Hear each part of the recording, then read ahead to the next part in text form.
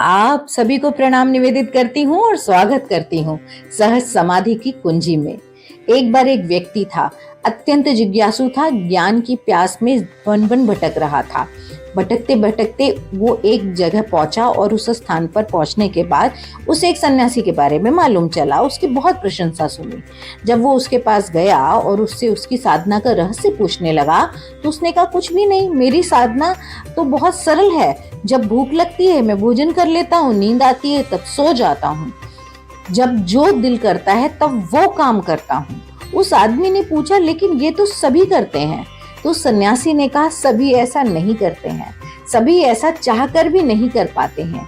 जब वो भोजन करते हैं तब भी उनके मस्तिष्क में और बहुत सारे चिंतन चल रहे होते हैं। वो ध्यान करते हैं तो ध्यान में उनके विचारों का प्रवाह उमड़ रहा होता है। जब वो सोते हैं तो भी उनका अवचेतन मस्तिष्क स्वप्न देखने में व्यस्त रहता है। मैं जब वो भोजन करते, वो कोई भी कार्य करते हैं तो पूर्ण रूपेण मनोयोग से सिर्फ वही कार्य नहीं कर पाते हैं। यही फर्क है मुझ में और दूसरों में। ऐसा करने का हमेशा प्रयास करना ही मेरी साधना है, यानी कि मैं इसी का अभ्यास करता हूँ।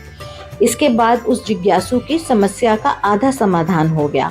इसके बाद वो और आगे बढ़ा ज्ञान प्राप्ति के लिए। तब उसे एक दूसरा सन्यासी मिला।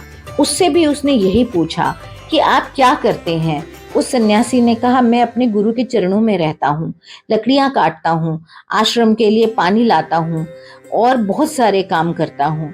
उस व्यक्ति ने पूछा जिज्ञासु ने कि लेकिन अब तो आप स्वयं संबोधि को उपलब्ध हो गए हैं, आप पहले क्या करते थे। तो उसने कहा, पहले भी यही करता था।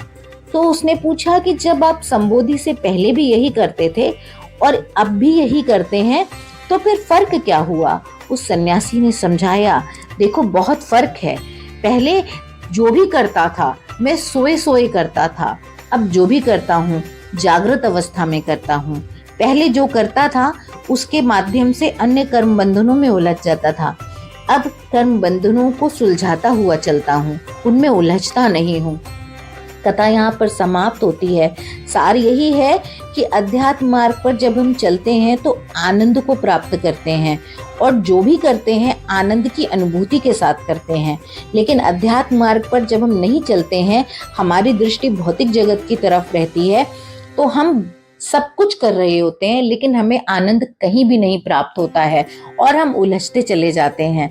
इसी के साथ मैं आज्ञा लेती हूँ। कथा का और कोई सार है तो आप लोग कमेंट बॉक्स में लिखकर मुझे जरूर बताइएगा।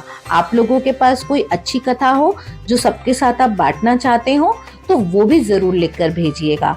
आगे लेती हूँ। धन्यवाद।